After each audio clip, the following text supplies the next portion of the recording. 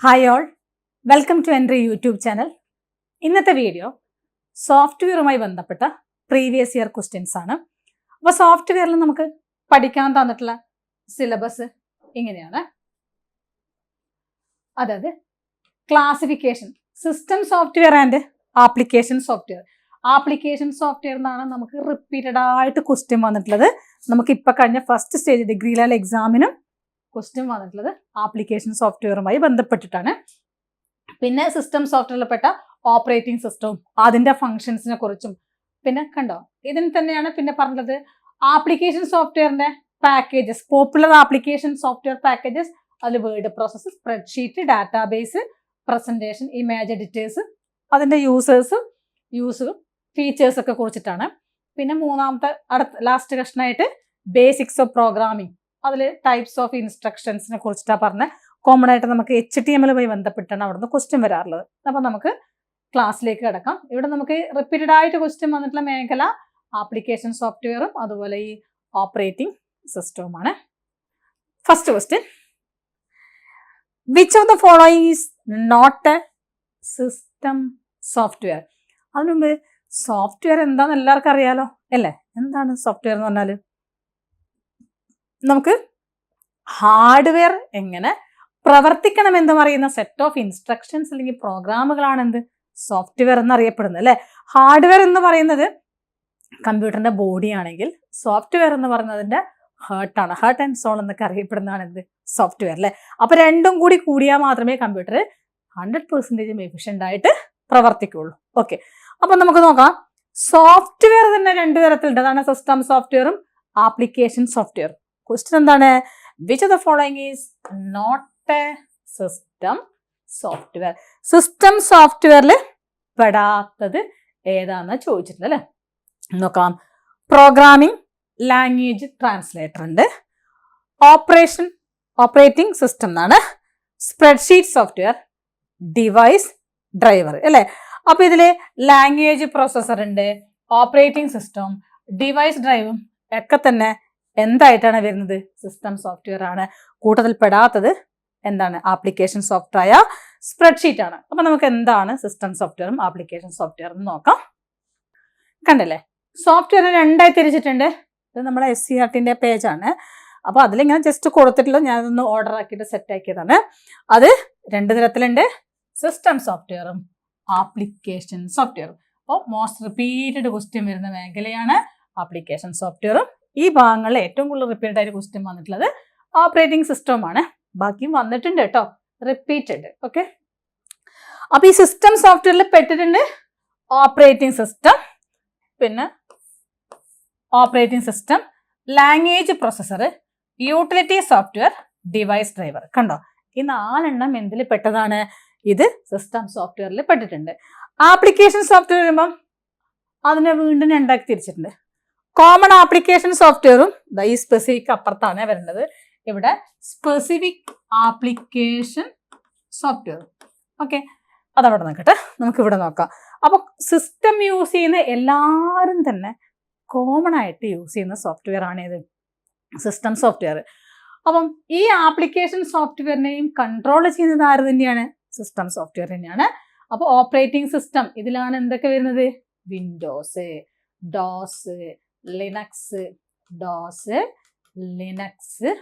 അതുപോലെ തന്നെ Unix, Mac OS, Ubuntu, boss, AX. ഇത്രയും എന്ത് ചെയ്യണം? ഓപ്പറേറ്റിംഗ് സിസ്റ്റങ്ങളൊന്ന് ഓർത്ത് വെക്കണം. ചോദിക്കാറുണ്ട് താഴത്തെ നിലവിൽ ഓപ്പറേറ്റിംഗ് സിസ്റ്റത്തിൽ പെട്ടത് ഏത്, പെടാത്തത് ഏത് എന്നൊക്കെ വെച്ചിട്ട്. ഓക്കെ, അപ്പൊ ഇത് വിൻഡോസ് ഓപ്പറേറ്റിംഗ് സിസ്റ്റം ആണ് എല്ലാവർക്കും അറിയാം അല്ലെ. നമുക്ക് എല്ലാവർക്കും വിൻഡോസ് പരിചയമാണ് അല്ലെ. അപ്പൊ വിൻഡോസ് തുടങ്ങിയിട്ട് ബാക്കി നിങ്ങൾക്ക് ഇഷ്ടമുള്ള ഓർഡറിൽ വളരെ വേഗത്തിൽ സ്പീഡിൽ വായിച്ചാൽ നിർത്തിയാൽ മതി. ഒരു 3 പ്രാവശ്യം വായിക്കുക. ഒരു വട്ടം വായിക്കുക, ശ്വാസം വിടാം, വീണ്ടും വായിക്കുക. റിപ്പീറ്റഡ് ആയിട്ട് 3 പ്രാവശ്യം വായിച്ചു കഴിഞ്ഞാൽ വിൻഡോസിന് കിട്ടുന്നതിന് ബാക്കി അങ്ങ് ഓർഡറിൽ വരും കേട്ടോ. Windows, DOS, Linux, Unix, Mac OS, Ubuntu, AX അങ്ങനെ വരും കേട്ടോ. നമുക്ക് പോപ്പുലർ ആയിട്ട് യൂസ് ചെയ്യുന്നതാണ് ഇത് വിൻഡോസ്. ഇവിടെ നിന്നാണ് നമുക്ക് റിപ്പീറ്റഡ് ക്വസ്റ്റ്യൻ വരാറില്ലേ. വിൻഡോസ് എന്ന് പറഞ്ഞ പോപ്പുലർ ആയിട്ട് യൂസ് ചെയ്യുന്നതാണ്. വിൻഡോസിന്റെ ആദ്യത്തെ വേർഷനാണ് വിൻഡോസ് 1. ലേറ്റസ്റ്റ് വേർഷനാണ് വിൻഡോസ് 11. 12 ലോഞ്ച് ചെയ്തിട്ടില്ല, പക്ഷെ ലോഞ്ച് ചെയ്യുന്നത് പ്രഖ്യാപിച്ചിട്ടുണ്ട്. നിലവിൽ ലേറ്റസ്റ്റ് ചോദിച്ചാൽ 11 ആണ് വരുന്നത്. പിന്നെ വിൻഡോസ് 10ന്റെ ഡിഫാൾട്ട് ബ്രൗസർ ആണ് ഏത്? എഡ്ജ് എന്നറിയപ്പെടുന്നു. വിൻഡോസ് 10ന്റെ ഡിഫാൾട്ട് ബ്രൗസർ ആണ് ഏത്? എഡ്ജ്. അത് നമുക്ക് കഴിഞ്ഞ 10th ലെവലില് മാച്ച് ദ ഫോളോയിങ് വെച്ചിട്ട് വന്നൊരു ക്വസ്റ്റ്യൻ ആണ്. ഓക്കെ, വിൻഡോസ് എന്ന് പറയുന്നത് ആരുടേതാണ്? മൈക്രോസോഫ്റ്റിന്റെ പ്രൊഡക്റ്റ് ആണ്. മൈക്രോസോഫ്റ്റിന്റെ പ്രൊഡക്റ്റ് ആണ് വിൻഡോസ്. മൈക്രോസോഫ്റ്റിന്റെ സ്ഥാപകരാണ് ബിൽ ഗേറ്റ്സും അതുപോലെ തന്നെ പോൾ അലനുമാണ്. ഓക്കെ, അതാണ് ഓപ്പറേറ്റിംഗ് സിസ്റ്റത്തിൽ ഇത് പഠിക്കാനുള്ളത്. കുറച്ച് ഡീറ്റെയിൽഡ് ആയിട്ടുണ്ട്, ഞാനൊന്ന് ചുരുക്കി പറഞ്ഞാണ്, പ്രധാന പോയിന്റുകളിൽ കൂടി മാത്രം കടന്നു പോകുന്നതാണ്. ഇനി ലാംഗ്വേജ് പ്രോസസ്സർ എന്ന് പറയുമ്പോൾ നമുക്കറിയാം കമ്പ്യൂട്ടറിന് അറിയുന്ന ഒരേ ഒരു ഭാഷയാണ് ഇത് 01 മെഷീൻ ലാംഗ്വേജ് അല്ലെങ്കിൽ ബൈനറി ലാംഗ്വേജ് അല്ലേ. അപ്പൊ കമ്പ്യൂട്ടറിന് പ്രധാനമായിട്ടും 2 തരത്തിൽ ഭാഷകൾ, ലോ ലെവൽ ഭാഷയും ഹൈ ലെവൽ ഭാഷയും. അപ്പോൾ ലോ ലെവലിൽപ്പെട്ട മെഷീൻ ഭാഷയും അസംബ്ലി ലെവൽ ഭാഷയും ലോ ലെവലിലാണ് ഉള്ളത്. ഈ മെഷീൻ ലെവൽ ഭാഷ മാത്രമേ കമ്പ്യൂട്ടറിന് അറിയുള്ളൂ. അപ്പോൾ അസംബ്ലി ലെവൽ ഭാഷയും, പിന്നെ നമുക്ക് ശരിക്കും കമ്പ്യൂട്ടറിന്റെ ജനറേഷനിൽ ഫസ്റ്റ് ജനറേഷനിലാണ് എന്ത് വന്നത്? മെഷീൻ ലെവൽ ലാംഗ്വേജ് വന്നിട്ടുണ്ട്. സെക്കൻഡ് ജനറേഷൻ ആകുമ്പം അസംബ്ലി ലെവൽ ലാംഗ്വേജ് വന്ന്, തേർഡ് ജനറേഷൻ മുതൽ ഇങ്ങോട്ടേക്ക്, സെക്കൻഡിന്റെ എൻഡ് മുതൽ തേർഡ് മുതൽ ഇങ്ങോട്ടേക്ക് നമ്മൾ യൂസ് ചെയ്യുന്നത് ഹൈ ലെവൽ ഭാഷകളാണ്. അപ്പൊ ഇത് 2 ഭാഷകളും കമ്പ്യൂട്ടറിന് അറിയാത്ത ഭാഷയാണല്ലോ അല്ലേ. അപ്പൊ അതിന് കമ്പ്യൂട്ടറിന് മനസ്സിലാകുന്ന മെഷീനിലേക്ക് മാറ്റി കൊടുക്കണം. അതിനാണ് ലാംഗ്വേജ് പ്രോസസ്സർ അല്ലേ. പ്രധാനമായിട്ടും 3 എണ്ണാണുള്ളത്: അസംബ്ലർ, കമ്പൈലർ, ഇന്റർപ്രറ്റർ. ഇതെല്ലാവരും ക്വസ്റ്റ്യൻ പേപ്പറിൽ ഇഷ്ടംപോലെ തവണ കണ്ടിട്ടുണ്ടാവും. അത്രയും റിപ്പീറ്റഡ് ക്വസ്റ്റ്യൻ ആണ് അല്ലെ, വന്നിട്ടുണ്ട്, ഒരുപാട് തവണ വന്നിട്ടുണ്ട്. അസംബ്ലർ ഉണ്ട്, കമ്പൈലർ ഉണ്ട്, അതുപോലെ തന്നെ എന്തുണ്ട്? ഇന്റർപ്രറ്റർ ഉണ്ട് അല്ലെ. Assembler, compiler, interpreter. അപ്പം 01 കമ്പ്യൂട്ടറിന് അറിയുള്ളൂ, ഇതിലേക്ക് ബാക്കി ഭാഷകൾ മാറ്റി കൊടുക്കണം. അസംബ്ലി ലെവൽ ലാംഗ്വേജിന് മെഷീൻ ലെവലിലേക്ക് മാറ്റാനാണ് ആര് എടുക്കുന്നത്? അസംബ്ലർ ഉപയോഗിക്കുന്നു. ഹൈ ലെവൽ ഭാഷകളെ മെഷീൻ ലെവലിലേക്ക് മാറ്റാൻ വേണ്ടിയിട്ടാണ് കമ്പൈലറും ഇന്റർപ്രറ്ററും യൂസ് ചെയ്യുന്നത്. ഓക്കെ, കമ്പൈലർ എന്ന് പറഞ്ഞാൽ കംപ്ലീറ്റ് ആയിട്ട് ട്രാൻസ്ലേറ്റ് ചെയ്യും. Interpreter it translated by line. അതാണ് ഇവിടെ പ്രത്യേകത. അപ്പൊ കമ്പൈലർ കംപ്ലീറ്റ്ലി ട്രാൻസ്ലേറ്റഡ്, ആ ഒരു പ്രാസത്തെ പഠിച്ചെടുക്കണം. മുഴുവനായിട്ട് മാറ്റി കൊടുക്കും. തെറ്റുകൾ ഉണ്ടെങ്കിൽ ലാസ്റ്റ് മാത്രം സോർട്ട് ഔട്ട് ചെയ്തിട്ട് ഇന്ന ലൈനിൽ തെറ്റുണ്ടെന്ന് പറയുകയും ചെയ്യും. പക്ഷെ ഇന്റർപ്രറ്റർ ലൈൻ ബൈ ലൈൻ ആയിട്ടാണ് ട്രാൻസ്ലേറ്റ് ചെയ്യുന്നത്. അതുകൊണ്ട് തന്നെ ഓരോ ലൈനിലും വരുന്ന തെറ്റുകൾ ഉണ്ടെങ്കിൽ ആ തെറ്റിനെ കറക്റ്റ് ചെയ്തതിനു ശേഷമാണ് അടുത്ത ലൈനിലേക്ക് പോകുന്നത്. അതുകൊണ്ട് ഏറ്റവും ആക്യുറേറ്റ് തെറ്റുകൾ വരാനുള്ള ചാൻസ് കുറവാർക്കാണ്? ഇന്റർപ്രറ്ററിനാണ്. ഈ കമ്പ്യൂട്ടർ പ്രോഗ്രാമുകളിൽ കാണപ്പെടുന്ന തെറ്റുകൾ അല്ലെങ്കിൽ ഇറേഴ്സ് അറിയപ്പെടുന്ന പേരാണ് ബഗ്സ്. അത് കറക്റ്റ് ചെയ്യുന്ന മെത്തേഡാണ് ഏതാണ്? ഡീബഗ്ഗിങ്. ഓക്കെ, ഡീബഗ്ഗിങ് കറക്റ്റ് ചെയ്യുന്ന മെത്തേഡാണ് ഡീബഗ്ഗിങ്. ഓക്കെ, അപ്പം 3 നമ്മൾ പഠിച്ചു. ഇതാണ് ലാംഗ്വേജ് പ്രോസസ്സർ. ലാംഗ്വേജ് പ്രോസസ്സറിന്റെ ആവശ്യകത എന്താണെന്ന് മനസ്സിലായല്ലോ. അത് നമുക്കൊരു PVQ ആണ്. അതായത് നമുക്ക് കമ്പ്യൂട്ടറിന് അറിയുന്ന ഒരേ ഒരു ഭാഷ 01 ആണ്. ബാക്കി ഭാഷകൾ കമ്പ്യൂട്ടറിന് അറിയില്ല. ഭാഷകൾ കണ്ടുപിടിക്കുന്ന യൂസറായ നമ്മളാണ്. അപ്പം നമുക്ക് ഇഷ്ടമുള്ള ഭാഷ, യൂസർ ഫ്രണ്ട്ലി ലാംഗ്വേജ് ആണ് ഹൈ ലെവൽ ഭാഷ, അത് മെഷീനിലേക്ക് മാറ്റി കൊടുക്കണം. അപ്പോൾ ഈ ഹൈ ലെവൽ ഭാഷകളെ മെഷീനിലേക്ക് മാറ്റി കൊടുക്കാനാണ് കമ്പൈലറും ഇന്റർപ്രറ്ററും. അസംബ്ലി ലെവലിന് മെഷീനിലേക്ക് മാറ്റാനാണ് അസംബ്ലർ.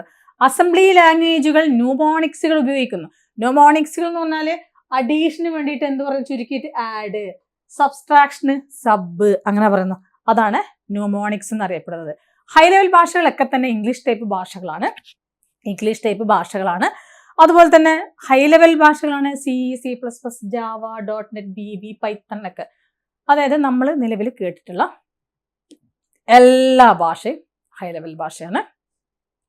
ഓക്കെ, ഇനി യൂട്ടിലിറ്റി സോഫ്റ്റ്വെയർ എന്ന് പറഞ്ഞു കഴിഞ്ഞാൽ നമ്മളെ ആവശ്യത്തിനനുസരിച്ച് നമ്മൾ അതിനെ യൂസ് ചെയ്യും. അത് തന്നെ യൂട്ടിലിറ്റി അല്ലേ, അതന്നെ മീനിങ് വരുന്നത്. അതായത് മെമ്മറി, ഇത് നമ്മൾ എന്താ പറയാ,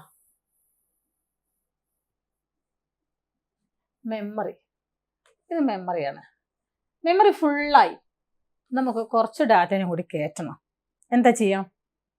നോർമലി നമ്മളൊരു യാത്ര പോവാണ്, ഒരാഴ്ചത്തെ ടൂർ പോവാണെന്ന് വെച്ചോ. അത്യാവശ്യം ഡ്രസ്സൊക്കെ കയറ്റി ബാഗിൽ വെച്ചു. ഒരു ഡ്രസ്സും കൂടി പുറത്തായി കയറ്റാനുണ്ട്. അത് പക്ഷെ കൊള്ളുന്നില്ല. പുറത്തവിടെ വെച്ച് ഉള്ളിൽ ഒന്നിനെ ഇറക്കാനും പറ്റില്ല, ഇതിനെ കയറ്റും വേണം. അപ്പം എന്ത് ചെയ്യുക, ബാഗിൽ കയറിയിരിക്കും, അല്ലെങ്കിൽ അമർത്തൂലേ. അതന്നെ ഡാറ്റ ഫുള്ളായി കഴിഞ്ഞാൽ ഒരു മെത്തേഡാണ് കംപ്രഷൻ, അമർത്തുന്നു. അതായത് വലിയ ഫയലുകളെ എന്താക്കുന്നു, ചെറുതാക്കുന്നു. എന്നിട്ട് നമ്മൾ ഡെസ്ക്ടോപ്പിൽ സേവ് ചെയ്ത് ഇങ്ങനെ ഉണ്ടാവുക ചിഹ്നം. അപ്പോൾ അതിനെന്താ പറയാ, സിപ്പ് ചെയ്തു.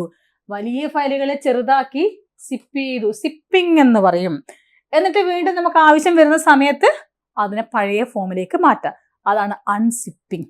ഇതിനു വേണ്ടി യൂസ് ചെയ്യുന്ന ടൂളുകളാണ് വിൻസിപ്പും അതുപോലെ തന്നെ വിൻറാറുമാണ് കേട്ടോ. വിൻസിപ്പും വിൻറാറും. പിന്നെ ഇതൊരു യൂട്ടിലിറ്റിയാണ് കംപ്രഷൻ. രണ്ടാമത്തേത് ഡിസ്ക് ഡീഫ്രാഗ്മെന്റേഷൻ. ഇത് നമ്മളെ മെമ്മറിയിൽ എവിടെയൊക്കെ ആയിട്ട് കുറച്ച് ഡാറ്റ കിടക്കുന്നുണ്ടെന്ന് വെച്ചോ. അപ്പൊ ഇതിനെന്ത് ചെയ്യുന്നു, ഫ്രാഗ്മെന്റേഷൻ ചെയ്യുന്നു. ഓരോ തട്ടുകളായിട്ട് ഇങ്ങനെ വേർതിരിക്കുന്നു. എന്നിട്ട് എന്ത് ചെയ്യാന്ന് വെച്ചാൽ തട്ടുകളായിട്ട് വേർതിരിച്ചിട്ട് നമ്മളിപ്പോൾ വേർതിരിച്ച് വെച്ചിട്ടുണ്ടല്ലോ, ഇങ്ങനെ തട്ടുകളായിട്ട് വേർതിരിച്ച് വെച്ച് എന്നിട്ട് ചിതറിക്കിടക്കുന്ന ഡാറ്റനെയൊക്കെ എടുത്ത് അടിയിലേക്ക് കൊണ്ടുവച്ച് പിന്നെ ഡാറ്റ വരുമ്പോൾ എന്ത് ചെയ്യും, ആദ്യം ഇവിടെ ഫില്ലാവും. അത് നിറഞ്ഞിട്ട് മാത്രമേ ഇതിലേക്ക് പോകൂ. അങ്ങനെ ഡാറ്റനെ നിറയ്ക്കുന്നു. ശരിക്കും പറഞ്ഞാൽ അടുക്കി പെറുക്കി വെക്കുന്നു. ഇപ്പം നമ്മളെ വീടുകളിലൊക്കെയുള്ള ഷെൽഫിൽ അവസ്ഥ എന്തായിരിക്കും, ഷെൽഫ് തുറക്കുമ്പോൾ തന്നെ തുണിയെ കൂടി തലയിൽ വീഴും ഇല്ലേ, എല്ലാം ഉരുട്ടി കയറ്റി വെച്ചായിരിക്കും. അതേസമയം 4 റാക്കുകളോ അല്ലെങ്കിൽ 4 ആലൻ ഡ്രസ്സ് അതത് റാക്കിൽ ഓരോ റാക്കിൽ വെച്ച് കഴിഞ്ഞാൽ എടുക്കാൻ എളുപ്പമാണ്, സമയവും ലാഭമാണ് അല്ലേ. അപ്പൊ ചിതറിക്കിടക്കുന്ന ഡാറ്റകളെ നിന്നു ഒരു ഓർഡറിൽ കൊണ്ടുവെക്കുന്നു. അപ്പോൾ പ്രോസസ്സറിന് വളരെ വേഗത്തിൽ ഡാറ്റനെ എടുക്കാൻ വേണ്ടിയിട്ട് പറ്റും. അതാണ് ഡിസ്ക് ഡീഫ്രാഗ്മെന്റേഷൻ. പിന്നെ വരുന്നത് ആന്റിവൈറസ് ആണ്. ആന്റിവൈറസ് എന്ന് പറഞ്ഞാൽ എന്താണ്, വൈറസുകളെ കണ്ടുപിടിക്കാനും നശിപ്പിക്കാനും കഴിയുള്ള സോഫ്റ്റ്വെയർ ആണ് അല്ലേ. അപ്പൊ വൈറസ് വരാതിരിക്കാൻ വേണ്ടിയിട്ട് സഹായിക്കും, വന്ന തടയും അല്ലെ. വൈറസ് ഉണ്ട് എന്ന് കണ്ടുപിടിച്ചു കഴിഞ്ഞാൽ ഈ സ്കാനറുകൾ, ആന്റിവൈറസ് സ്കാനറുകൾ ഒരു ഫയലിൽ വൈറസ് ഉണ്ടെന്ന് കണ്ടുപിടിച്ചു കഴിഞ്ഞാൽ അതിനെ എടുത്തിട്ട് വേറൊരു സ്ഥലത്ത് കൊണ്ടുവെക്കും. ആ സ്ഥലത്തിന്റെ പേരാണ് ക്വാറന്റൈൻ. കേട്ടിട്ടുണ്ടാവല്ലോ, കോവിഡ് വൈറസ് ഒക്കെ വന്ന സമയത്ത് കോവിഡ് ബാധിച്ചവരൊക്കെ എവിടെയാണ് താമസിപ്പിച്ചത്, പ്രത്യേക സ്ഥലം, ആ സ്ഥലമല്ലേ ക്വാറന്റൈൻ. എന്നിട്ട് വൈറസ് പോയി കഴിഞ്ഞിട്ടില്ല തിരിച്ച് പുറത്തേക്ക് വരുന്നുള്ളൂ. അതുപോലെ തന്നെ വൈറസ് ബാധിച്ച ഫയലുകളെ കണ്ടെത്തി കഴിഞ്ഞാൽ അവയെ ഒരു പ്രത്യേക സ്ഥലത്തേക്ക് മാറ്റി വെക്കുന്നു. ആ സ്ഥലമാണ് എന്ത്, ക്വാറന്റൈൻ എന്നറിയപ്പെടുന്നത്. എന്നിട്ട് അതിൽ നിന്ന് വൈറസിനെ റിമൂവ് ചെയ്തതിനു ശേഷമാണ് വീണ്ടും അത് പ്രവർത്തനം ആരംഭിക്കുന്നത്. പിന്നെ മറ്റൊന്ന് പറയുന്നത് ബാക്കപ്പ് സോഫ്റ്റ്വെയർ ആണ്. ബാക്കപ്പ് സോഫ്റ്റ്വെയർ എന്ന് പറഞ്ഞാൽ ഹാർഡ് ഡിസ്കിൽ നിന്ന് ഡാറ്റകൾ എന്തെങ്കിലും നഷ്ടപ്പെട്ടു പോയിട്ടുണ്ടെങ്കിൽ നമുക്ക് റിട്രീവ് ചെയ്യാൻ വേണ്ടി സഹായിക്കുന്ന സോഫ്റ്റ്വെയർ ആണ് ബാക്കപ്പ് സോഫ്റ്റ്വെയർ. നമ്മൾ ഹാർഡ് ഡിസ്കിൽ നിന്ന് ഫോണിലൊക്കെ എന്തെങ്കിലും ഒരു ഡാറ്റ സേവ് ചെയ്തിട്ടുണ്ടെങ്കിൽ അത് നമ്മൾ ഡിലീറ്റ് ആക്കിയാലൊന്നും പോകുന്നില്ല. നമ്മളെ സിസ്റ്റം തൽക്കാലം പോയി എന്ന് മാത്രമേ ഉള്ളൂ, ഹാർഡ് ഡിസ്കിൽ അവിടെ കിടക്കും. ഓക്കെ, നമ്മളിപ്പോൾ റീസൈക്കിൾ ബിന്നിൽ പോലും ഡിലീറ്റ് ആക്കിയാലും കാണൂലെന്നേ ഉള്ളൂ. പക്ഷെ ഹാർഡ് ഡിസ്കിൽ നിന്ന് നമുക്ക് ഈ ബാക്കപ്പ് സോഫ്റ്റ്വെയർ വെച്ചിട്ട് ഡാറ്റനെ റിട്രീവ് ചെയ്യാൻ വേണ്ടി പറ്റും. അപ്പോൾ ഡാറ്റയൊക്കെ നഷ്ടപ്പെട്ടു പോയിട്ടുണ്ടെങ്കിൽ അങ്ങനെ എടുക്കാനൊക്കെ പറ്റും. ഓക്കെ, അപ്പോൾ അതൊക്കെയാണ് എന്തിൽ വരുന്നത്, യൂട്ടിലിറ്റി സോഫ്റ്റ്വെയറിൽ വരുന്നത്. അപ്പോൾ യൂട്ടിലിറ്റി സോഫ്റ്റ്വെയറിലാണ് എന്തൊക്കെ വരുന്നത്, നമ്മൾ പറഞ്ഞു ആന്റിവൈറസ് സോഫ്റ്റ്വെയർ പാക്കേജുകൾ വരുന്നുണ്ട്. പിന്നെ എന്താ പറഞ്ഞു, ഡിസ്ക് കംപ്രഷൻ ഉണ്ട്, ഡിസ്ക് ഡീഫ്രാഗ്മെന്റേഷൻ ഉണ്ട്. പിന്നെ നമ്മൾ പറഞ്ഞു ഏതാണ്, ഡിസ്ക് ആന്റിവൈറസ് സ്കാനറുകൾ, കംപ്രഷൻ ടൂൾസ്, ഡിസ്ക് ഡീഫ്രാഗ്മെന്റേഷൻ ഒന്നും കൂടി നമ്മൾ പറഞ്ഞിട്ടുണ്ടല്ലോ. 4-മത്തെയാണ് ബാക്കപ്പ് സോഫ്റ്റ്വെയർ അല്ലേ. അപ്പൊ അതിന് വേണം നിങ്ങൾക്ക് ഈ ഒരു ഓർഡറിൽ എടുക്കാം കേട്ടോ. യൂട്ടിലിറ്റി സോഫ്റ്റ്വെയറിലെ ഒരു ABCD ഓർഡറിൽ എടുക്കാം. ABCD ഡിസ്ക് യൂട്ടിലിറ്റി സോഫ്റ്റ്വെയറിനാണ്. ആന്റിവൈറസുകൾ, ബാക്കപ്പ് സോഫ്റ്റ്വെയറുകൾ, പിന്നെന്താണ് ഡിവൈസ് ഡ്രൈവറുകൾ. അപ്പൊ ഈ ഒരു ABCD ഓർഡറിൽ എടുത്തു കഴിഞ്ഞാൽ യൂട്ടിലിറ്റി സോഫ്റ്റ്വെയറിൽ പെട്ടത് നമുക്ക് കണ്ടുപിടിക്കാൻ വേണ്ടി പറ്റും, അഥവാ മാറിപ്പോകുന്നുണ്ടെങ്കിലാണ്. ഓക്കെ, ക്ലിയർ ആണല്ലോ. ഇനി അപ്പം ഡിവൈസ് ഡ്രൈവർ എന്താന്ന് വെച്ച് കഴിഞ്ഞാൽ ഓരോ ഇപ്പൊ കീബോർഡിന്, മൗസിന്, പ്രിന്ററിന്, സ്കാനറിനൊക്കെ നമുക്ക് കമ്പ്യൂട്ടറായിട്ട് കണക്ട് ചെയ്യണം അല്ലേ. അപ്പൊ വെറുതെ ആ വയറിങ് കണക്ട് ചെയ്ത് കഴിഞ്ഞാൽ അതെന്താവില്ല, അതവിടെ പ്രവർത്തിക്കില്ല. അപ്പൊ നമുക്കതിന് അതെങ്ങനെ പ്രവർത്തിക്കണം എന്ന് പറയുന്ന സോഫ്റ്റ്വെയറുകൾ അതത് ഡ്രൈവുകളിൽ അപ്ലോഡ് ചെയ്തിരിക്കണം. അതാണ് എന്തിൽ വരുന്നത്, ഡിവൈസ് ഡ്രൈവർ. അപ്പൊ സിസ്റ്റം സോഫ്റ്റ്വെയറിൽ ആരൊക്കെയുണ്ട്, operating system, language processor, utility software and device driver. Clear ആയല്ലോ. അപ്പൊ സോഫ്റ്റ്വെയർ എന്നുള്ള ഭാഗം ഇവിടെ, സിസ്റ്റം സോഫ്റ്റ്വെയർ എന്നുള്ള ഭാഗം ക്ലിയർ ആയിട്ടുണ്ട്. ഇനി നമുക്ക് ആപ്ലിക്കേഷൻ സോഫ്റ്റ്വെയറിലേക്ക് പോകുന്നു. ആപ്ലിക്കേഷൻ സോഫ്റ്റ്വെയറിൽ 2 തരത്തിൽ കോമൺ ആയിട്ടുള്ള ആപ്ലിക്കേഷൻ സോഫ്റ്റ്വെയർ, ഇത് നമുക്ക് ടെക്സ്റ്റിൽ SCERT കൊടുത്ത എക്സാമ്പിൾ ഇത് തന്നെയാണ് നമുക്ക് കേരള PSCന്റെ സിലബസിലുള്ളത് കേട്ടോ. കോമൺ ആപ്ലിക്കേഷൻ സോഫ്റ്റ്വെയർ, ഇവിടെ specific application software. Application software എന്ന് പറഞ്ഞാൽ തന്നെ പ്രത്യേക ആവശ്യത്തിന് വേണ്ടി ഉണ്ടാക്കിയതാണ്. ഇതിനെ കൺട്രോൾ ചെയ്യുന്നതും സിസ്റ്റം സോഫ്റ്റ്വെയർ തന്നെയാണ്. അപ്പോൾ കോമൺ ആയിട്ടുള്ള ആപ്ലിക്കേഷൻ സോഫ്റ്റ്വെയർ എന്ന് പറഞ്ഞാൽ നമ്മളെ ഫോണിൽ, നമ്മളെ ലാപ്ടോപ്പുകളിൽ നമ്മൾ എപ്പോഴും കാണുന്ന ചില ആപ്പുകളില്ലേ, ഇൻസ്റ്റ, ഫേസ്ബുക്ക്, വാട്സപ്പ്, അങ്ങനെയുള്ള സംഭവങ്ങളില്ലേ, അതൊക്കെ എന്തിൽപ്പെട്ടതാണ്? കോമൺ ആപ്ലിക്കേഷൻ സോഫ്റ്റ്വെയർ ആണ്. ചിലപ്പോൾ മിക്കവാറും ചില ക്വസ്റ്റ്യൻസ് നമുക്ക് നിത്യജീവിതവുമായി ബന്ധപ്പെട്ട ക്വസ്റ്റ്യൻസ് വരാറുണ്ട്. അപ്പൊ അതിൽ ഉള്ള ഒരു ക്വസ്റ്റ്യൻ ആയിട്ട് അത് വരാറുണ്ട്. നിത്യജീവിതവുമായി ബന്ധപ്പെട്ട ആപ്ലിക്കേഷൻ സോഫ്റ്റ്വെയർ ആണ് ഏതൊക്കെ വരുന്നത്? നമ്മൾ ഇൻസ്റ്റ, ഫേസ്ബുക്ക്, വാട്സപ്പ് അങ്ങനെ വരുന്ന നമ്മളെ ഫോണിൽ നമ്മൾ യൂസ് ചെയ്യുന്ന എല്ലാ സംഭവങ്ങളും. വാട്സപ്പ് എല്ലാവരും യൂസ് ചെയ്യുന്നില്ലേ, അതാണ് കോമൺ ആയിട്ട് വരുന്നത്. അപ്പോൾ ടെക്സ്റ്റിൽ നമുക്ക് അത് നമ്മൾ കണ്ടറിഞ്ഞ് ചെയ്യണം. ചില ക്വസ്റ്റ്യൻസ് ഞാൻ പറഞ്ഞു നിത്യജീവിതവുമായി ബന്ധപ്പെട്ട ക്വസ്റ്റ്യൻ വരാറുണ്ട്. ഓക്കെ, അപ്പോൾ ഇവിടെ നമുക്ക് പഠിക്കാൻ തന്നിട്ടുള്ളതിൽ 5 word processing, presentation software, spreadsheet, database, multimedia. ഇപ്രാവശ്യത്തെ നമുക്ക് ക്വസ്റ്റ്യൻ വന്നിട്ടുള്ളത് സ്പ്രെഡ്ഷീറ്റുമായി ബന്ധപ്പെട്ടാണ്. സ്പെസിഫിക് ആപ്ലിക്കേഷൻ സോഫ്റ്റ്വെയറിൽ പ്രത്യേക ആവശ്യത്തിന്, അത് വേറെ ആർക്കും ഉണ്ടാവില്ല. Payroll system, inventory management system, human resource management system.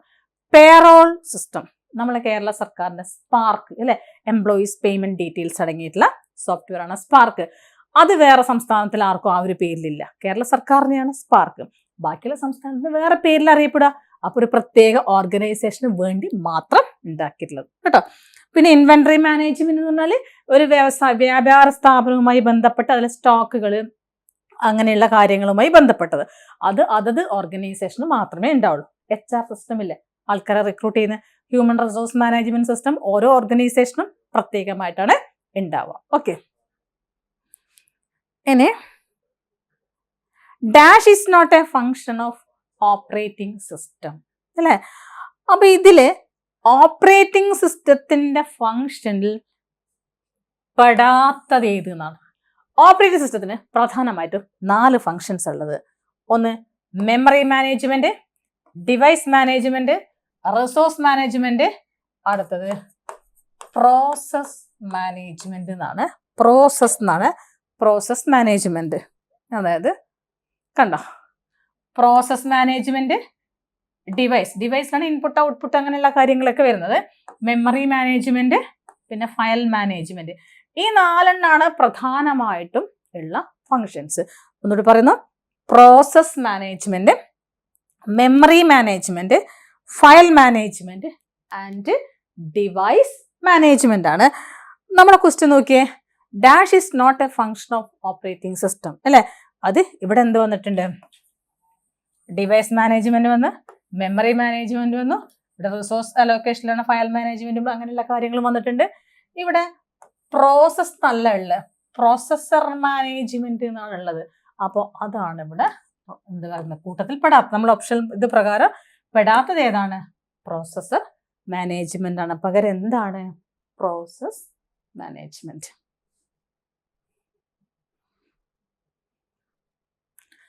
Next, FIFO scheduling is dash ഏതിലാണ് വരുന്നത് പറഞ്ഞത്. ഫിഫോ എന്ന് പറഞ്ഞാൽ ഫസ്റ്റ് ഔട്ട് ആണ്. അപ്പോൾ നമുക്ക് ഓപ്പറേറ്റിംഗ് സിസ്റ്റത്തിന്റെ ഷെഡ്യൂളുമായി ബന്ധപ്പെട്ട ക്വസ്റ്റ്യൻ ആണ്, ഡിഗ്രി ലെവലിന് വന്നൊരു ക്വസ്റ്റ്യൻ ആണ്. അപ്പോൾ OSന് പ്രധാനമായിട്ടും ഷെഡ്യൂളിങ് 2 തരത്തിലാണ് ഉള്ളത്. വീണ്ടും ഒരു ക്വസ്റ്റ്യൻ വന്നിട്ട് എക്സാമ്പിൾ ഓഫ് നോൺ പ്രിഎംപ്റ്റീവ് ഷെഡ്യൂളിംഗ് ഉണ്ട്. അപ്പോൾ 2 തരത്തിലാണ് നമുക്ക് എന്തുള്ളത്? ഷെഡ്യൂളിംഗ് ഉള്ളത്. ഷെഡ്യൂളിംഗ് എന്ന് പറഞ്ഞാൽ ഇപ്പൊ 10 പ്രോഗ്രാം ഉണ്ടെങ്കിൽ 10 എണ്ണത്തിന് നമുക്ക് 10 രീതിയിൽ അറേഞ്ച് ചെയ്യാം. നമുക്കിപ്പോൾ ഒരു സ്ഥലത്ത് നിന്ന് കണ്ണൂരിൽ നിന്ന് കോഴിക്കോടേക്ക് പോകണമെങ്കിൽ കോഴിക്കോട് എത്തും, പല രീതിയിൽ പോയിക്കൂടെ. അതാണ് ഇവിടെ അറേഞ്ച്മെന്റ് ഉദ്ദേശിക്കുന്നത്. അപ്പം 2 തരത്തിലാണ് ഷെഡ്യൂളിംഗ് ഉള്ളത്. നോൺ പ്രിഎംപ്റ്റീവ് ഷെഡ്യൂളിങ്ങും പ്രിഎംപ്റ്റീവ് ഷെഡ്യൂളിങ്ങും. നോൺ പ്രിഎംപ്റ്റീവും പ്രിഎംപ്റ്റീവ് ഷെഡ്യൂളിംഗ് ആണ്. നോൺ പ്രിഎംപ്റ്റീവില് ഫസ്റ്റ് കം ഫസ്റ്റ് സർവ്, ആദ്യം വരുന്ന ആൾ ആദ്യം കടത്തി വിടും അല്ലെ. അതാണ് first in first out, FIFO എന്നും അറിയപ്പെടും. Okay, first in first out. നമ്മൾ ATM കൗണ്ടറിലൊക്കെ അങ്ങനെയല്ലേ, ഞാനിപ്പം 5 മറ്റേ ആളാണെങ്കിൽ 4 ആൾ കയറി കഴിഞ്ഞാൽ എനിക്ക് കയറാൻ പറ്റും. ഇടിച്ചു കയറാൻ വേണ്ടി പറ്റൂല അല്ലെ, പറ്റിയാൽ അവിടെ ഇഷ്യൂ വരും അല്ലേ. ഓർഡറിൽ പോകുമ്പോൾ അതാണ് വരുന്നത്, first come first serve. Okay, പിന്നെ ഷോർട്ടസ്റ്റ് ജോബ് ഫസ്റ്റ്, ഏറ്റവും ചെറിയ ജോബ് ഫസ്റ്റ്. സ്കൂളുകളൊക്കെ അസംബ്ലിയിൽ കുട്ടികളെ വരി നിർത്തൂലേ, ചെറിയ കുട്ടീനെ മുന്നിൽ നിർത്തും, ഹൈറ്റ് അനുസരിച്ചല്ലേ പോകുന്നത്. അതുപോലെ ഏറ്റവും ചെറിയ ജോബ് ഇവിടെ എടുക്കും. പിന്നെ ഒരു പേര്, ആ ഷെഡ്യൂളിങ്ങിന്റെ പേര് തന്നെ അറിയപ്പെടുന്നു, നോൺ പ്രിയംറ്റീവ് ഷെഡ്യൂളിംഗ് എന്ന് അറിയപ്പെടുന്നുണ്ട്. അടുത്തത് പ്രിയംറ്റീവ് ഷെഡ്യൂളിങ്ങിൽ വരുമ്പം ഷോർട്ടസ്റ്റ് റിമൈനിങ് ടൈം ഫസ്റ്റ്. ഇവിടെ നോക്കിയേ, ഷോർട്ടസ്റ്റ് ജോബ് ഫസ്റ്റ് ആണ്, ഷോർട്ടസ്റ്റ് റിമൈനിങ് ടൈം ഫസ്റ്റ്. ഇവിടെ 5 പ്രോഗ്രാം ഉണ്ട്. ഒരു പ്രോഗ്രാമിന് 1 സെക്കൻഡ്, രണ്ടാമത്തെ പ്രോഗ്രാമിന് 5 സെക്കൻഡ്, മൂന്നാമത്തെ പ്രോഗ്രാമിന് 5 മിനിറ്റ്, നാലാമത്തെ പ്രോഗ്രാമിന് 4 മിനിറ്റാന്ന് വെച്ചോ. അപ്പോൾ ഏറ്റവും സമയം കുറച്ച് ആർക്ക് മതി? 1 സെക്കൻഡുള്ള ഒന്നാമത്തെ പ്രോഗ്രാമിന് മതിയല്ലോ, അതിന് ആദ്യം കയറ്റിവിടും. ഇവിടെ ചെറിയ ജോലിനെയാണ് കടത്തിവിടുന്നത്, ഇവിടെ ഏറ്റവും കുറച്ച് സമയം മതിയുള്ള ജോലിനെ കടത്തിവിടുന്നത്. പിന്നെ മറ്റൊരു മെത്തേഡാണ് റൗണ്ട് റോബിൻ, പിന്നെ അതിന്റെ പേര് തന്നെ അറിയപ്പെടുന്നു പ്രയോറിറ്റി പ്രിയംറ്റീവ്. ഓക്കെ, ഇനി ഇവിടെ നോക്കിക്കോളൂ, non pre-emptive scheduling, FCFS, SJF, non pre-emptive. ഇതിൽ ഒരു പ്രോഗ്രാം സെറ്റ് ചെയ്തു, 10 പ്രോഗ്രാം ഉണ്ട്. ആ OSന്റെ ഷെഡ്യൂളിങ്ങിൽ ആ 10 ഒന്ന് പോയി കഴിഞ്ഞ് 2, 3 ആ രീതി മാത്രമേ പോളൂ. അതിനിടയിൽ എന്ത് വന്നാലും ശരി ആ വേറൊരു പ്രോഗ്രാമിനെ കടത്തി വിടൂല. അതേസമയം പ്രിയംറ്റീവ് ഷെഡ്യൂളിംഗ് എന്ന് വെച്ചാൽ ഇത് മുൻകൂട്ടി പ്ലാൻ ചെയ്ത് സെറ്റാക്കി വെച്ചതാണ്. ഇതിന് അങ്ങനെയില്ല. അതായത് ഒരു എക്സാമ്പിൾ പറയാച്ചാൽ, നമ്മളിപ്പോൾ ഹോസ്പിറ്റലിൽ OPയിൽ കാണിക്കാൻ പോയി എന്ന് വെച്ചോ. അപ്പോൾ എൻ്റെ ടോക്കൺ 7ാമത്തെയാണ്. അപ്പം നെക്സ്റ്റ് 6ാമത്തെ ആൾ കയറി ഇറങ്ങുകയാണ്. അപ്പം ഞാനാണ് നെക്സ്റ്റ് കയറേണ്ടത്. അപ്പോഴേക്കും അവിടെ ഒരു സീരിയസ് ആയിട്ടുള്ള കാഷ്വാലിറ്റിയിലേക്ക്, ഒരു ആക്സിഡൻറ്റ് ആയിട്ടുള്ള ഒരാളെ കൊണ്ടുവരുന്നത്. കാഷ്വാലിറ്റിയിലാണ് വെയിറ്റ് ചെയ്യുന്നത് വെച്ചോ, OPയിൽ അവിടെ കാണിക്കാനെന്ന് വെച്ചോ. അപ്പം അങ്ങനെ വരുമ്പം എന്നെ കയറ്റു, വരെ കയറ്റു, എമർജൻസി കേസിന് കയറ്റി വിടും അല്ലേ. അതുപോലെ ഇങ്ങനെ പ്രോഗ്രാം ഇവിടെ അറേഞ്ച് ചെയ്ത് വെച്ചിട്ടുണ്ടെങ്കിലും പ്രയോറിറ്റി ഉള്ള പ്രോഗ്രാം വന്നു കഴിഞ്ഞാൽ അതിനെ കയറ്റി വിടും. അതാണ് പ്രിയംറ്റീവ്. ഓർക്കണം, പ്രയോറിറ്റി പ്രോഗ്രാമിന് ഇവിടെ കടത്തി വിടും. ഇവിടെ ആര് വന്നാലും ശരി പറഞ്ഞത് പ്രകാരം അല്ലാണ്ട് ഒരു പ്രോഗ്രാമും നടക്കൂല. ക്ലിയർ ആയല്ലോ? അപ്പൊ നമ്മളെ ക്വസ്റ്റ്യനിലേക്ക് പോവാം.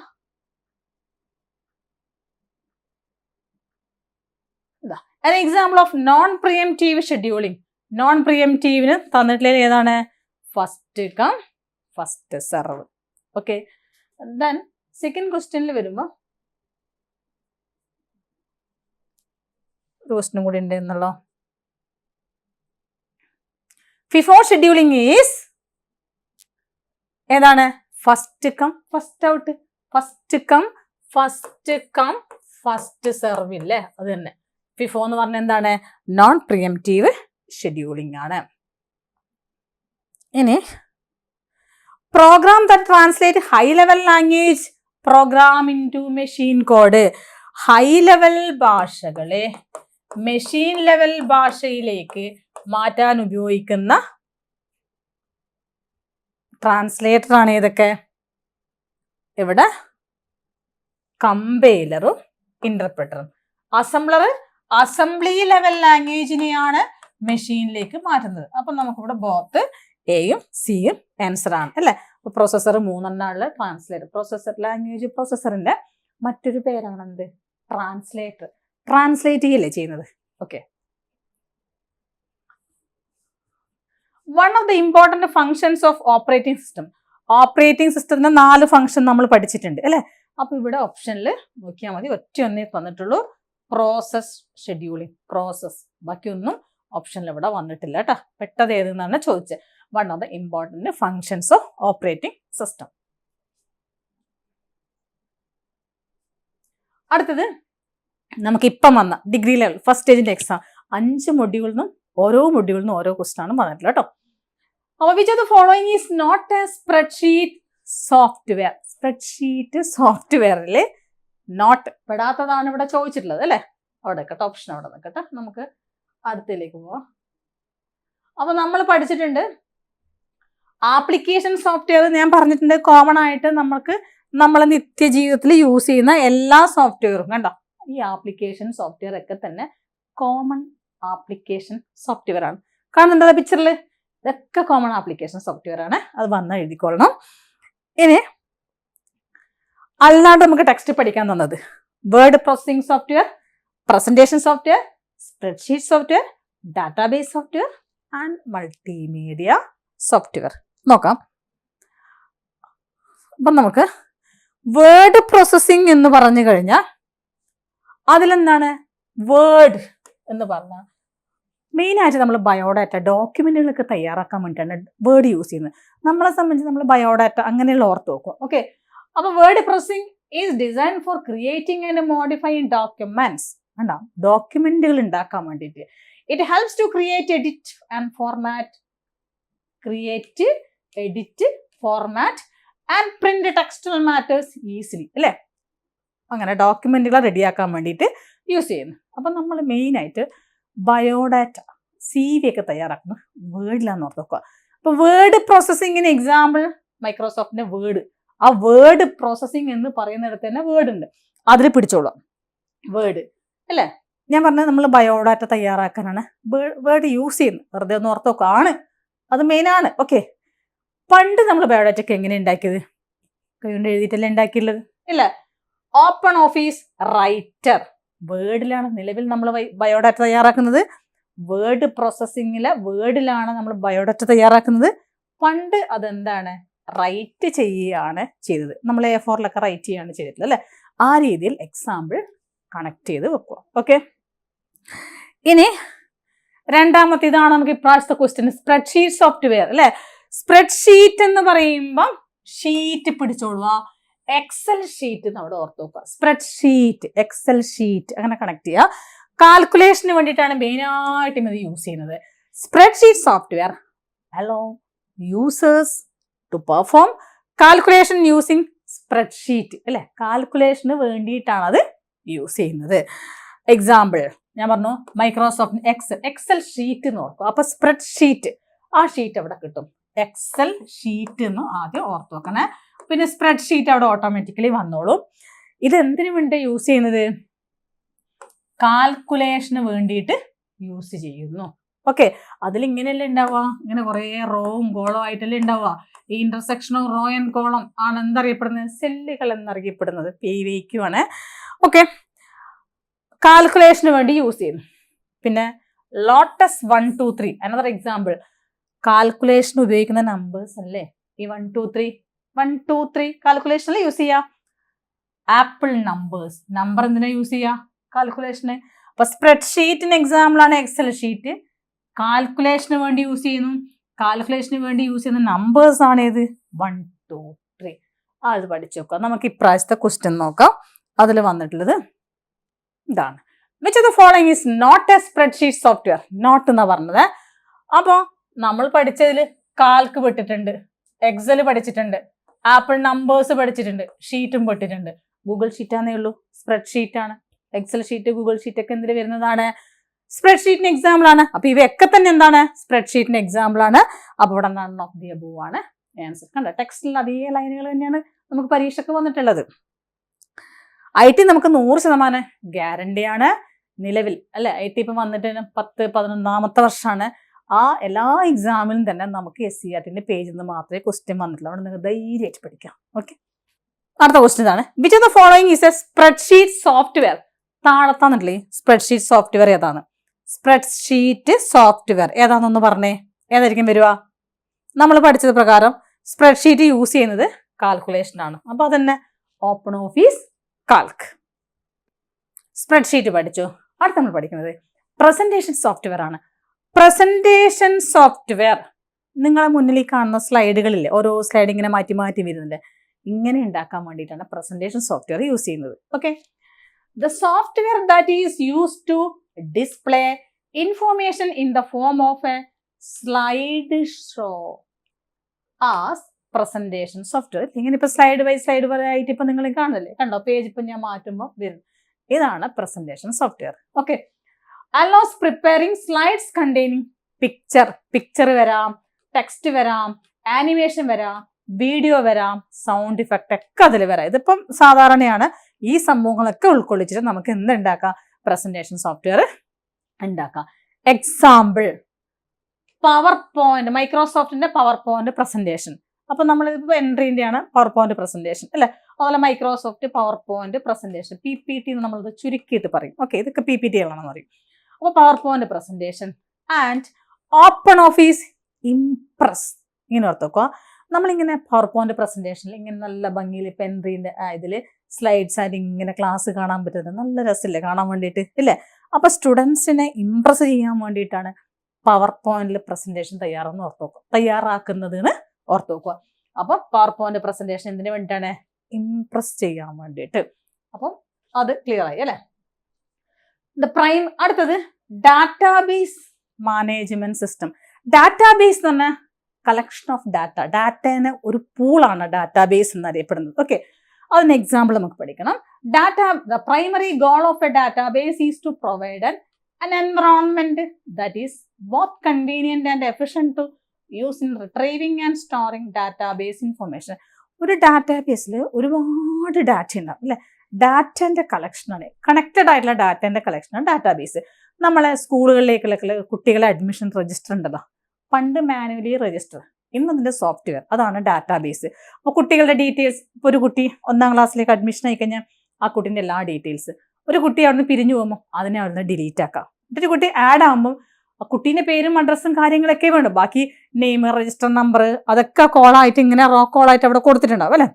ഒരു ടേബിൾ ആയിട്ടാണ് അവിടെ ഉണ്ടാവുക. വരുന്നവരെ ആഡ് ചെയ്യാം, പോകുന്നവരെ ഡിലീറ്റ് ആകാം. ഇനി ആരെങ്കിലും ഫോൺ നമ്പർ, അഡ്രസ്സൊക്കെ ചേഞ്ച് ആയി കഴിഞ്ഞാൽ അത് അപ്ഡേറ്റ് ചെയ്യാം. അങ്ങനെയുള്ള ഫെസിലിറ്റീസ് ഒക്കെ എന്തിലുണ്ട്? ഡാറ്റാബേസിലുണ്ട്. Example Microsoft Access, Oracle, MySQL. ഈ SQL അങ്ങനെ ബന്ധപ്പെട്ട് വരുന്ന ഒക്കെ തന്നെ എന്തായിരിക്കും? ഡാറ്റാബേസിന് എക്സാമ്പിൾ ആണ്. അപ്പൊ ഈ 3 എക്സാമ്പിൾ ഓർത്ത് നോക്കുക. ടെക്സ്റ്റിലെ എക്സാമ്പിൾ ആണ് Microsoft Access, Oracle, MySQL. Then last one ആണ് മൾട്ടിമീഡിയ. മൾട്ടി എന്ന് പറയുമ്പോൾ എന്താണ്? ഒരുപാട് അല്ലെ. അതന്നെ ഇവിടെ ഒരുപാട് മീഡിയ, മൾട്ടിപ്പിൾ മീഡിയയുടെ കോമ്പിനേഷൻ ആണ് multimedia. Multimedia is the integration of multiple forms of media അല്ലെ. നമ്മൾ ഫിലിമൊക്കെ കാണാൻ വേണ്ടി VLC പ്ലെയർ ഒക്കെ ഇല്ലേ, അതൊക്കെയാണ് എക്സാമ്പിൾ. കണ്ടോ, VLC player, Adobe flash, real player, media player. അപ്പോൾ ആ ഒരു പ്ലെയർ എന്നുള്ള പേരിൽ അതിനെ എന്ത് ചെയ്യുക, ഒന്ന് കണക്ട് ചെയ്ത് വെക്കുക. ഓക്കെ, ഇനി -HTML tag is use to add a title to a table അല്ലെ. ടൈറ്റിൽ ഒരു ടേബിളിലേക്ക്, HTML hyper text markup language ആണല്ലോ, വെബ് പേജുകളൊക്കെ ഡിസൈൻ ചെയ്യാൻ വേണ്ടി യൂസ് ചെയ്യുന്നത് അല്ലെ. അപ്പൊ ഇതിലേക്ക് ടൈറ്റിലിന് വേണ്ടിയിട്ട് ഏതാണ് യൂസ് ചെയ്യുന്നത്? ടാഗുകൾ എന്നാണ് അറിയപ്പെടുക. ടാഗുകൾ അതായത് നമുക്ക് പറഞ്ഞിട്ടില്ല, നമ്മൾ തന്ന സിലബസിൽ പ്രോഗ്രാമിംഗ് ലാംഗ്വേജ് അല്ലെ, ഇതിനെ സ്പെസിഫൈ ചെയ്യാണ്ട് എന്താണ് പ്രോഗ്രാമിംഗ് കോഡുകളെ കുറിച്ച് ലാസ്റ്റ് പറഞ്ഞു നമ്മൾ സിലബസ് തന്നിട്ടുണ്ട്. അതിൽ HTML tag is use to add a title to a table. ടേബിളിന്റെ ടൈറ്റിലിന് ഉപയോഗിക്കുന്ന ടാഗ് ഏതാണ്? HTML എന്ന് പറയുമ്പോൾ ഇങ്ങനെ ലെസ് ദൻ ഗ്രേറ്റർ ദൻ ചിഹ്നത്തിനുള്ളിലാണ് അതിലെ കോഡുകളൊക്കെ എഴുതുക കേട്ടോ. അപ്പൊ ഇവിടെ ടൈറ്റിൽ എന്ന് പറഞ്ഞൊരു ടാഗ് കൊടുത്തിട്ടുണ്ട്, പക്ഷെ ടൈറ്റിൽ അല്ല, എന്താണ് വരിക? ക്യാപ്ഷൻ ആണ്. ക്യാപ്ഷൻ എന്ന ഹെഡിങ് അല്ലേ. HTML tag is use to add a title to a table. ഒരു ടേബിളിലേക്ക് ടൈറ്റിൽ ചെയ്യാൻ വേണ്ടിയിട്ട് യൂസ് ചെയ്യുന്നതാണ് ക്യാപ്ഷൻ. അത് ഓരോന്നും എന്താവും, അതിന്റെ പേര് തന്നെ ഉണ്ടാവലുണ്ട്. ഇത് മാത്രമാണ് ഡിഫറെന്റ് ആയിട്ട് വന്നത് കേട്ടോ. ടൈറ്റിലിന് വേണ്ടി യൂസ് ചെയ്യുന്നതാണ് caption. Which application software is primarily use to കമ്മ്യൂണിക്കേഷന് വേണ്ടി, ഇമെയിൽ കമ്മ്യൂണിക്കേഷന് വേണ്ടി യൂസ് ചെയ്യുന്നത് ഇവിടെ മൈക്രോസോഫ്റ്റിന്റെ ഔട്ട്ലുക്ക് ആണ്. ഓപ്ഷൻ വഴി കട്ട് ചെയ്തെടുക്കുക കേട്ടോ. എല്ലാം നമ്മൾ പഠിച്ചതാവണമെന്നില്ല, പക്ഷെ ഓപ്ഷൻ വഴി നമുക്ക് ചില ക്വസ്റ്റ്യൻസ് മോസ്റ്റ്ലി ക്വസ്റ്റ്യൻസ് നമുക്ക് എന്ത് ചെയ്യാൻ പറ്റും? കവർ ചെയ്ത് നമുക്ക് ഏതാണ് ശരി തെറ്റെന്ന് കണ്ടുപിടിക്കാൻ വേണ്ടി പറ്റും.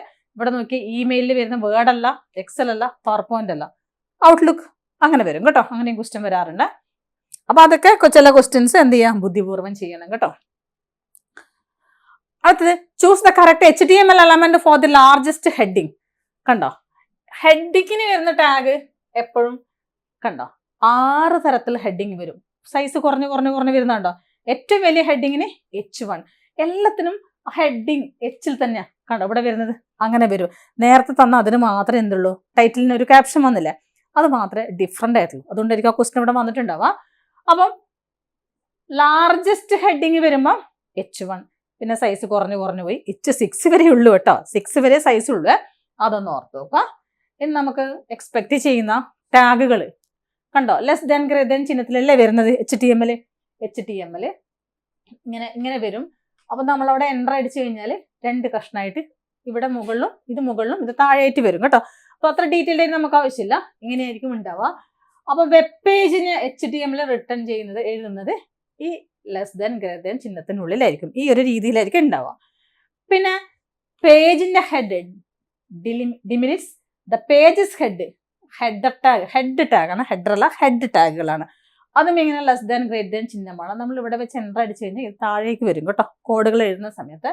പിന്നെ ബോഡിയിൽ എഴുതണം അല്ലേ, അപ്പോൾ ആ ഒരു ബോഡി പാർട്ട് എഴുതുന്നത് ബോഡി എന്നുള്ള അത് തന്നെയാണ് വരുന്നത്. പിന്നെ നമ്മൾ പറഞ്ഞ ഹെഡിങ് വരുന്നത് H1 മുതൽ H6 വരെ ഡിഫറെൻറ്റ് സൈസിൽ വരുന്നു അല്ലേ. പിന്നെ ബോൾഡ് ഫേസ് ആയിട്ട് വലുതായിട്ട് കാണണമെങ്കിൽ കണ്ടോ B, ഇതിലെല്ലാം ഇവിടെ നോക്ക്, ഇവിടെ ഒരു ലെസ് ദാൻ ഗ്രേറ്റർ ദാൻ ചിഹ്നം, അതിനുള്ളിലാണ് ബോൾഡിന്റെ B. ഇവിടെ ലെസ് ദാൻ, പക്ഷേ ഇതിന്റെ ഒരു സ്ലാഷ് അവിടെ വരുന്നുണ്ട് കേട്ടോ, എല്ലാത്തിലും അങ്ങനെയുണ്ട്.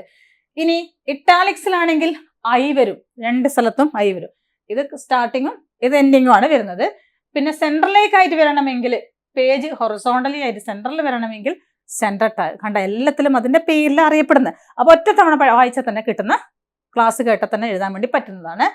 പിന്നെ എന്താണ് നമ്പർ, ഓർഡേർഡ് ലിസ്റ്റ് ഇല്ലേ, ലിസ്റ്റുകൾ 2 തരത്തിലുണ്ട്, ഓർഡേർഡ് ലിസ്റ്റും ഉണ്ട്, സാധാ ലിസ്റ്റും ഉണ്ട് കേട്ടോ. അപ്പൊ ബ്രാക്കറ്റ്സ് നമ്പേർഡ് ലിസ്റ്റ്, പിന്നെ ഓർഡേർഡ് നമ്പർ ലിസ്റ്റ്, നമ്പർ ഇട്ടിട്ട് വരില്ല, അതാണ് ഇത് ഓർഡേർഡ് നമ്പർ ലിസ്റ്റ്, ഇത് സാധാ ലിസ്റ്റ്. പിന്നെ ബ്രേക്ക് ചെയ്യണമെങ്കിൽ, ലൈനെ ബ്രേക്ക് ചെയ്യണമെങ്കിൽ BR, ബ്രേക്കിന്റെ BR വരും. പാരഗ്രാഫ് സ്റ്റാർട്ട് ചെയ്യണമെങ്കിൽ ലെസ് ദാൻ ഗ്രേറ്റർ ദാൻ ചിഹ്നത്തിനുള്ളിൽ P ആണ് വരുന്നത്. പിന്നെന്താണ് ഹൊറിസോണ്ടൽ റൂൾ ആണെങ്കിൽ HR, ഹൊറിസോണ്ടൽ റൂളിൻ്റെ. ഓക്കെ, ഇനി ഇമേജ് ആണ് വേണ്ടത്, ഒരു ഫോട്ടോ ആണ് ഇവിടെ വരേണ്ടതെങ്കിൽ, നമ്മൾ കാണില്ല വെബ് പേജുകളിലൊക്കെ ഫോട്ടോസ് ഒക്കെ വരുന്നത്, അങ്ങനെയാണെങ്കിൽ ഇമേജിന്റെ കൂടെ SRC ഇങ്ങനെയായിരിക്കും ഉണ്ടാവുക, ഇതിലാണ് കൊടുക്കുന്നത്, SRC ആണ് വരുന്നത്. പിന്നെ ഒരു ഹൈപ്പർ ലിങ്ക്, കൈയിന്റെ ചിഹ്നമുള്ള ലിങ്കുകൾ കണ്ടില്ല, ഹൈപ്പർ ലിങ്കുകൾ, അതിനാണെങ്കിൽ HRF എന്ന് പറയുന്നത്, HRF ആണ് എന്തിനുള്ളത്, ഹൈപ്പർ ലിങ്കിന് വേണ്ടിയിട്ട് ഉള്ളത്. അപ്പൊ അത്രയാണ് നമുക്ക് പ്രധാനപ്പെട്ട HTML ടാഗുകൾ ഉള്ളത്. ഇനി which among the following is not a free and open source software. നമ്മൾ നേരത്തെ ഓപ്പറേറ്റിംഗ് സിസ്റ്റം പഠിക്കുമ്പോൾ പറഞ്ഞില്ലേ, വിൻഡോസ്, ഡോസ്, ലിനക്സ് ഒക്കെ ഉണ്ടെന്ന് പറഞ്ഞില്ലേ. ലിനക്സ് എന്ന് പറയുന്നത് സ്വതന്ത്ര സോഫ്റ്റ്വെയർ ആണ്. ബോസ് എന്ന് പറയുന്ന സോഫ്റ്റ്വെയർ ഇന്ത്യയുടേതാണ്, അതും സപ്പോർട്ടിങ് ലിനക്സിനാണ് കേട്ടോ. ആദ്യമായിട്ട് വന്ന സോഫ്റ്റ്വെയർ ഓപ്പറേറ്റിംഗ് സിസ്റ്റം എന്ന് പറഞ്ഞാൽ യുനിക്സ് ആണ്. യുനിക്സിനെ പിന്തുടർന്നിട്ടാണ് ആരെത്തുന്നത്, ബാക്കിയൊക്കെ വന്നിട്ടുള്ളത്.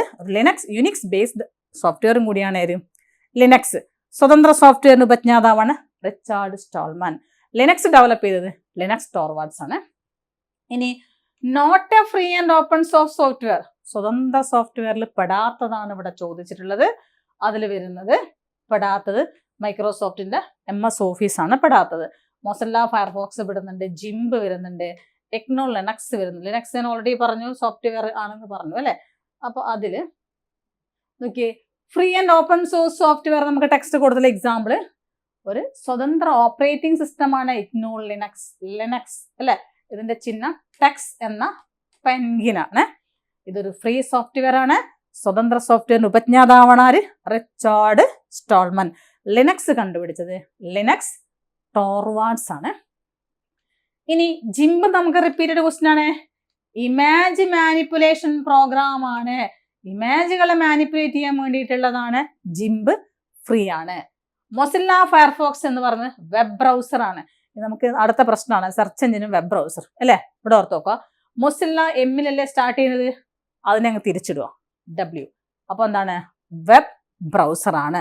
വെബ് ബ്രൗസർ ആണ്, ഫ്രീ ആണ്. ഓക്കെ, OpenOffice.org ഒരു കംപ്ലീറ്റ് ഓഫീസ് പാക്കേജ് ആണ്. നമ്മൾ നേരത്തെ പഠിച്ച എന്താണ് ഓഫീസ് പാക്കേജുകളൊക്കെ ഇല്ലേ, എക്സൽ, വേർഡ് എങ്ങനെയുള്ള അതിൻ്റെ ഒക്കെ ആയിട്ടുള്ള കംപ്ലീറ്റ് ഒരു സമ്പൂർണ്ണ ഓഫീസ് പാക്കേജ് ആണ് OpenOffice.org. അപ്പോൾ ഫ്രീ ആൻഡ് ഓപ്പൺ സോഴ്സ് സോഫ്റ്റ്വെയറാണ്. ലിനക്സ് OS ആണ്, ഫ്രീ ആണ്, OS ആണ്. ജിംബ് ഇമേജ് എഡിറ്റിംഗ് സോഫ്റ്റ്വെയർ ആണ്, ഇമേജ് മാനിപ്പുലേഷൻ സോഫ്റ്റ്വെയർ ആണ്, പ്രോഗ്രാം ആണ്. മൊസില്ല ഫയർഫോക്സ് എന്ന് പറയുന്നത് വെബ് ബ്രൗസർ ആണ്. OpenOffice.org തന്നെ കംപ്ലീറ്റ് ഓഫീസ് പാക്കേജ് ആണ്. ക്ലിയർ ആണല്ലോ.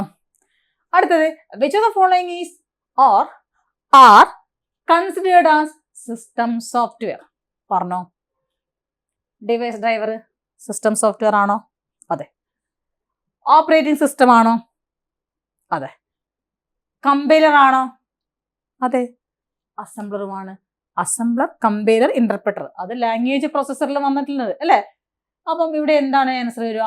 All of the above. Degree ലെവലിന്റെ കേരള ബാങ്കിന്റെ ക്വസ്റ്റ്യൻ പേപ്പർ ആണിത് കേട്ടോ, കേരള PSC നടത്തിയത്. അടുത്ത ക്വസ്റ്റ്യൻ നോക്കിയേ. Which of the following statement is or are correct about process management? നമ്മൾ പറഞ്ഞിട്ടുണ്ട് OSന് പ്രധാനമായിട്ടും 4 എന്താണ് മാനേജ്മെന്റ് അല്ലേ ഉള്ളത്? Process management, file management, device management, memory management. ഇവിടെ തന്നിട്ടുള്ളത് പ്രോസസ് മാനേജ്മെന്റുമായി ബന്ധപ്പെട്ടത് ശരിയായത് ഏതെന്ന്. ഇനിയിപ്പം ബാക്കി 4 മാനേജ്മെന്റും എന്തൊക്കെയാന്ന് ബൈഹാർട്ട് ചെയ്യുന്ന ആവശ്യമൊന്നുമില്ല. ക്വസ്റ്റ്യൻ ഓപ്ഷൻ കാണുമ്പോൾ നമുക്കത് മനസ്സിലാവും. നോക്കിക്കോളെ. Creating and deleting both user and system process. അപ്പൊ സിസ്റ്റം പ്രോസസ്സും എല്ലാ തരത്തിലുള്ള പ്രോസസ്സുകളെയും മാനേജ് ചെയ്യുന്നത് പ്രോസസ് മാനേജ്മെന്റ് ആണ്. ഒരുപാട് തരത്തിലുള്ള പ്രോസസ്സുകളുണ്ട്. അപ്പൊ ഇവിടെ സിസ്റ്റം പ്രോസസ്സിന് മാനേജ് ചെയ്യുന്നുണ്ട്. ശരിയാണ്. ഓക്കെ. അടുത്തത് allocating and deallocating memory space. Memory എന്തിൽ വരും? മെമ്മറി മാനേജ്മെന്റിൽ വരും. നമുക്കിവിടെ ആവശ്യമില്ല. നമുക്ക് ചോദിച്ച ക്വസ്റ്റ്യൻ പ്രോസസ് മാനേജ്മെന്റ് ആണല്ലോ. Yes. Then third option providing mechanism for process communication and synchronisation. Process കമ്മ്യൂണിക്കേഷന് വേണ്ടിയിട്ട് ഉണ്ട്. അടുത്തത് deciding which process and data to move in to out of memory. Memory എന്ന് വന്നാൽ തന്നെ അത് മെമ്മറി ആയിട്ട് ബന്ധപ്പെട്ടതാണ്. ഇതൊരു പ്രോസസ് ഉണ്ട്, പക്ഷെ അത് വരില്ല. ഇവിടെ ഔട്ട് ഓഫ് മെമ്മറി എന്നാണ് പറഞ്ഞത്. Data to move in to and out of memory. മെമ്മറിന്ന് ഡാറ്റ എടുക്കാനും തിരിച്ചെടുക്കാനും അത് വരില്ല. അപ്പൊ പ്രോസസ്സുമായി ബന്ധപ്പെട്ടത് ഇതിൽ ഏതാ ഉള്ളത് നോക്കിയാൽ മതി. എന്ത് പ്രോസസ്സും ആയിക്കോട്ടെ. ഓക്കെ. പക്ഷെ ഇവിടെ ഇങ്ങനെ വരുമ്പോൾ ശ്രദ്ധിക്കണം, മെമ്മറിയിലേക്കുള്ള പ്രോസസ്സ് ഒരിക്കലും അവിടെ വരില്ല. അപ്പൊ റൈറ്റ് ആൻസർ വരുന്നത് 1ഉം 3ഉമാണ് വരുന്നത്. 1ഉം 3ഉമാണ് വരുന്നത്. അതുപോലെ ഇപ്പൊ മെമ്മറി മാനേജ്മെന്റ് ആണെങ്കിൽ നോക്കിയാൽ മതി. കറക്റ്റ് മെമ്മറിയുമായിട്ടുള്ള പോയിന്റുകൾ ഏതാന്ന് നോക്കിയാൽ മതി. അത് നമുക്ക് എന്താ പറ്റും, വായിച്ചാൽ കിട്ടുന്നത് തന്നെയാണ് കേട്ടോ. ഓക്കെ. അടുത്തത് which among the following is not a proprietary mobile operating system? Proprietary എന്ന് പറഞ്ഞാൽ എന്താണ്? ഉടമസ്ഥ അവകാശമുള്ള സോഫ്റ്റ്വെയർ ആണ്. Proprietary is not a proprietary mobile operating system അല്ലേ? അതേതാണ്? ആൻഡ്രോയിഡ് ആണ് കേട്ടോ. നമുക്ക് ഫോൺ എന്താണ് കമ്പ്യൂട്ടറിൽ ഓപ്പറേറ്റിംഗ് സിസ്റ്റം ഉള്ളതുപോലെ തന്നെ മൊബൈൽ OS ഉണ്ട് അല്ലെ? വിൻഡോസിൻ്റെ ആണ് വിൻഡോസ് മൊബൈൽ എന്നറിയപ്പെടും. ഗൂഗിളിൻ്റെ ആണ് എന്ത്? ആൻഡ്രോയിഡ് വരുന്നത് കേട്ടോ. അപ്പൊ അതെന്തല്ല, അത് പ്രൊപ്രൈറ്ററി സോഫ്റ്റ്വെയർ ആണ്. അപ്പൊ നോട്ട് എ പ്രൊപ്രൈറ്ററി സോഫ്റ്റ്വെയർ എന്ന് ചോദിച്ചിട്ടുണ്ട്. അപ്പൊ താഴത്തെ നില ഏതാ വരുന്നത്? ആൻഡ്രോയിഡ് ആണ് വരുന്നത് അതില്. അപ്പൊ പ്രൊപ്രൈറ്ററി ഓപ്പറേറ്റിംഗ് സിസ്റ്റം എന്ന് പറയുന്നത് those that are owned and controlled specific company or organisation. ഒരു പ്രത്യേക കമ്പനി അല്ലെ ഓർഗനൈസേഷന്റെ കീഴിലുള്ള സോഫ്റ്റ്വെയർ ആണ് പ്രൊപ്രൈറ്ററി ഓപ്പറേറ്റിംഗ് സിസ്റ്റം അല്ലെങ്കിൽ സോഫ്റ്റ്വെയർ എന്ന പേരിൽ അറിയപ്പെടുന്നത്. അവരെന്ത് ചെയ്യില്ല, അത് ഷെയർ ചെയ്യില്ല. പൈസ കൊടുത്ത് വാങ്ങാല്ലാണ്ട് അവരെന്ത് ചെയ്യാൻ പറ്റില്ല, അവരത് ഷെയർ ചെയ്യില്ല. ഓക്കെ. അപ്പൊ അതിന് എക്സാമ്പിൾ ആണ് വിൻഡോസ്, മാക് OS, iOS. ഇതൊക്കെ എന്തിന് എക്സാമ്പിൾ ആണ്? പ്രൊപ്രൈറ്ററി സോഫ്റ്റ്വെയറിന് എക്സാമ്പിൾ ആണ്. ഇവിടെ നമുക്ക് പറഞ്ഞിട്ടുള്ളത് not a proprietary mobile OS ആണ്. ആൻഡ്രോയിഡ് മൊബൈൽ OS ആണ്. അപ്പൊ അതിൽ നോട്ടായിട്ട് പ്രൊപ്രൈറ്ററി അല്ലാത്തത് ചോദിച്ചു കഴിഞ്ഞാൽ ആൻഡ്രോയിഡ് ആണ്. അടുത്തത് കണ്ടോ, example of proprietary system software മൈക്രോസോഫ്റ്റിന്റെ Windows, Mac OS, Chrome OS, Office, Microsoft Office, Norton antivirus, iOS, Oracle database, Adobe Photoshop, Linux ഒക്കെ തന്നെ എന്തെന്നാണ് example of proprietary system software ആണ്. Which is not belongs to free software. ഇതേതാ വരിക? Free അല്ലാത്തത്. Free ആയതാണ് SQL, GIMP, SQL വരുന്നുണ്ട്. അതുപോലെ തന്നെ ജിംബ് നമ്മൾ ഫ്രീ ആണെന്ന് പഠിച്ചിട്ടുണ്ട്. വിൻഡോസ് എന്ന് വന്നാൽ ഉറപ്പിച്ചോളൂ, വിൻഡോസ് ഒക്കെ തന്നെ എന്താണ്? ഫ്രീ അല്ല. അതെന്താണ്? അത് പെയ്ഡ് ആയിട്ട് വരുന്ന സോഫ്റ്റ്വെയറുകളാണ്. അപ്പൊ നോട്ട് കൂട്ടത്തിൽ പെടാത്തതാണ് അവിടെ ചോദിച്ചിട്ടുള്ളത് അല്ലെ? അപ്പൊ ഇത്രയാണ് നമുക്ക് എന്തുമായി ബന്ധപ്പെട്ട് പഠിക്കാനുള്ളത്? സോഫ്റ്റ്വെയറുമായി ബന്ധപ്പെട്ട് പഠിക്കാനുള്ളത്. അപ്പോൾ ഇവിടെ നമുക്ക് സ്ട്രെസ് ചെയ്ത് കൂടുതൽ കോൺസെൻട്രേറ്റ് ചെയ്യേണ്ട മേഖലയാണ് ആപ്ലിക്കേഷൻ സോഫ്റ്റ്വെയറും അതുപോലെ തന്നെ ഓപ്പറേറ്റിംഗ് സിസ്റ്റം. അപ്പൊ സോഫ്റ്റ്വെയർ പ്രധാനമായിട്ടും 2 തരത്തിൽ, system software and application software അല്ലെ? അപ്പൊ സോഫ്റ്റ്വെയറുമായി ബന്ധപ്പെട്ട PYQs മുഴുവൻ ഇവിടെ ഡിസ്കസ് ചെയ്തിട്ടുണ്ട്. അപ്പോൾ എന്തെങ്കിലുമായി ബന്ധപ്പെട്ട് ക്ലാസ്സുമായി ബന്ധപ്പെട്ടിട്ട് എന്തെങ്കിലും ഡൗട്ടോ കാര്യങ്ങൾ എന്തെങ്കിലും ഉണ്ടെങ്കിൽ നിങ്ങൾക്ക് എന്ത് ചെയ്യാം, കമൻറ്റ് ചെയ്യുക. നിങ്ങൾക്ക് നിങ്ങളെ മെൻറ്റർ അത് എന്ത് ചെയ്യും, സോൾവ് ചെയ്തിരും, നിങ്ങളത് ഫോളോ ചെയ്യും. ഓക്കെ. അപ്പം ഇവിടെ ഞാൻ ഈ ക്ലാസ് വൈൻഡപ്പ് ചെയ്യാണ്. അടുത്ത ക്ലാസ്സായിട്ട് നമുക്ക് വീണ്ടും കാണാം. So thank you so much.